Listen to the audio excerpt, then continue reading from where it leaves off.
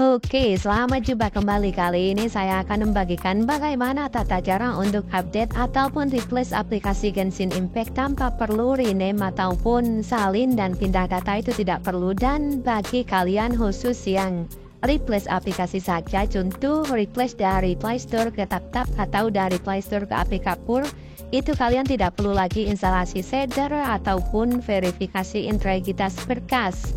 Jadi di sini kita akan menggunakan metode yang sangat simpel dan gampang. Seperti di video untuk saat ini, aplikasi Genshin Impact saya menggunakan aplikasi Genshin Impact 4.0 yang otomatis akan meminta update karena di sini 4.2 belum rilis dan ini adalah tata cara atau tutorial untuk persiapan update 4.2. Jadi saya gunakan Genshin Impact 4.0 terlebih dahulu untuk diupdate ke 4.1 tanpa perlu rename ataupun copy ataupun pindah data. Oke, langsung saja masuk ke tutorialnya. Langkah pertama yang perlu kita lakukan adalah menguninstall aplikasi Genshin Impact yang sudah usang ataupun yang sudah perlu diupdate. Jadi di sini yang di original pun kita uninstall terlebih dahulu. Lalu langkah kedua yaitu kalian download aplikasi Genshin Impact-nya yang sudah update. Kalian bisa pilih mau download di mana, terserah kalian mau di TapTap ataupun APK Pur. Namun di sini saya gunakan saja yang dari APK Pur karena saya sudah memiliki filenya. Oke, setelah kita download, setelah memiliki file Genshin Impact-nya yang sudah update, barulah kita install aplikasi tersebut. Oke, di sini langsung kita install saja dan tunggu proses instalasinya sampai selesai. Dan setelah aplikasi terpasang, di sini langkah berikutnya yaitu kita cek terlebih dahulu supaya dipastikan Genshin Impact yang kita install tidak salah. Oke, di sini sudah versi 4.1 ya. Langkah terakhir yang perlu kita lakukan adalah membuka multiple atau paralel yang kita gunakan, lalu kita perbaiki instalasi aplikasinya. Oke, di sini untuk memperbaiki itu sangat singkat ya dan sangat cepat, tidak perlu lama. Oke, kalian perbaiki saja 2-3 kali supaya dipastikan sudah diperbaiki aplikasi Genshin Impact-nya dan di sini sudah terbuka Genshin Impact kita ya. Oke, kita tunggu saja sampai selesai. Nah, di sini bagi kalian yang cuma replace, ingat ya, bagi kalian yang cuma replace itu kalian nggak perlu lagi instalasi shader ataupun verifikasi integritas berkas ya. Oke, nah di sini masih ada delay gitu ya, nggak apa-apa. Kalian tunggu saja meskipun ngeframe ini sebenarnya nggak ngeframe. Ini adalah untuk cek berkasnya kayak gitu lah.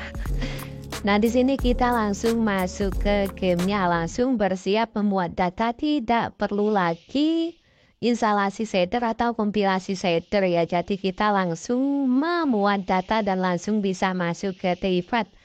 Namun bagi kalian yang update, contoh update dari 4.1 ke 4.2 itu masih memerlukan verifikasi integritas berkas dan juga kompilasi shader ya.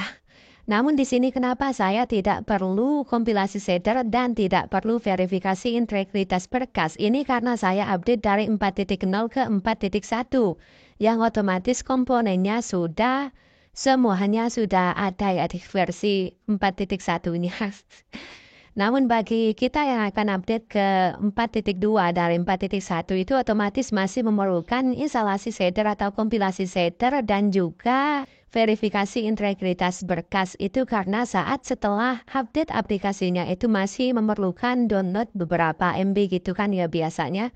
Nah itulah yang menyebabkan kompilasi shader. Akan tetapi jika menggunakan cara ini kita tidak perlu lagi ribet-ribet atau pusing-pusing rename ataupun pindah atau copy datanya ya. Jadi kita cukup memperbarui aplikasi dan memperbaiki aplikasi di dalam multiple atau paralel. Lalu bagaimana bagi kalian yang menggunakan virtual phone seperti Vphone Gaga ataupun V1 VM?